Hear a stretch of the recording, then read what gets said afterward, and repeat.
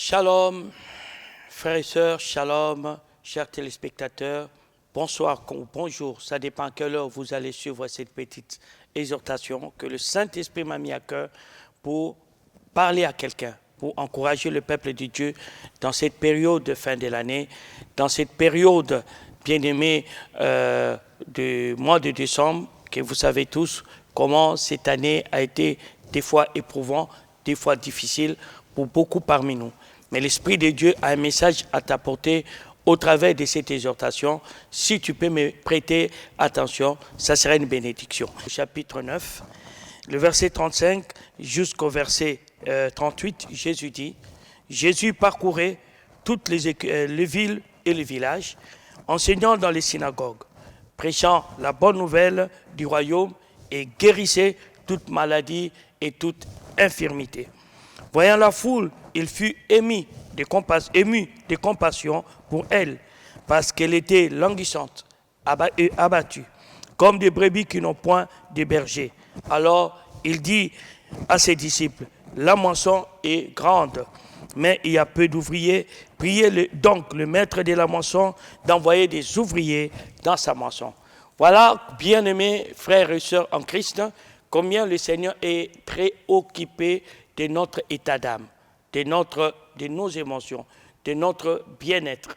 Nous voyons dans cette histoire, malgré que Jésus parcourait et essayait de répondre aux besoins de ses contemporains, il va tout simplement constater la majorité, j'ai dit bien, la majorité était abattue et était languissante et abattue comme des brebis qui n'ont pas de berger. Cette parole est d'actualité dans notre temps. Avec tout ce que nous connaissons, où nous vivons actuellement comme crise, comme problème, comme difficulté, je pense que beaucoup de chrétiens, beaucoup de rachetés n'ont pas envie de fêter, n'ont pas envie de s'amuser, n'ont pas envie de se détendre, parce qu'ils ont peur, ils sont perdus, ils sont totalement dépassé par des événements. Mais le Seigneur a quelque chose, un message à te transmettre aujourd'hui. Le message est que tu n'es pas une brebis qui n'a pas de berger. Toi, tu es un berger. Et ce berger, c'est Jésus-Christ lui-même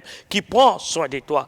Bien-aimés, il est important que vous sachiez, en dépit de tous ces problèmes, ces crises que vous voyez dans le monde, Dieu continue à prendre soin des siens. Parce que la Bible déclare, l'Éternel est mon berger, je ne manquerai de rien. J'ai dit à quelqu'un, dis-toi, sache encore que tu as un berger qui prend soin de toi, qui te conduit, qui te garde, qui te fait reposer, qui te conduit même dans la vallée de l'ombre de la mort, qui veille à ce que tu ne puisses pas t'égarer. Et devant l'adversité, il dresse une table pour toi, il te rend d'huile et ta coupe déborde pour que le bonheur et la grâce puissent t'accompagner. Alors, il ne faut pas te laisser abattre par rapport à toutes ces crises. Il ne faut pas tomber dans la dépression parce que tu es dans une bonne bergerie, tu es la brebis choyée, aimée de l'Éternel. Fais-toi violence pour que tu puisses témoigner dans ce monde. Tu es de la race de Daniel, même dans la fosse à lion, il était dans la paix. Tu es de la race de Pierre, même en prison, bien-aimé, enchaîné, il dormait paisiblement. Pourquoi? Parce qu'il savait son Dieu ne dort ni ne sommeille, mais il veille sur lui. Sais-tu que Dieu a payé un prix fort pour te sauver, pour te racheter? Pourquoi tu vas te laisser abattre? Pourquoi tu vas perdre la foi? Pourquoi tu vas perdre l'espérance quand tu sais tout ce que Dieu a fait uniquement pour toi, pour ton salut? Lui qui veille même à compter le nombre de cheveux que tu perds, à chaque fois tu es en train de peigner tes cheveux, est-ce qu'il peut t'oublier dans des moments comme celui-ci? Église de Dieu, David a dit, il était jeune, il a vieilli, il n'a jamais vu un juste abandonné, ni sa postérité mendier du pain. Tu es juste, fais-tu confiance à l'Éternel? Alors, cela t'est imputé de justice. Si tu es juste, alors tu n'as pas à t'inquiéter, tu dois te réjouir.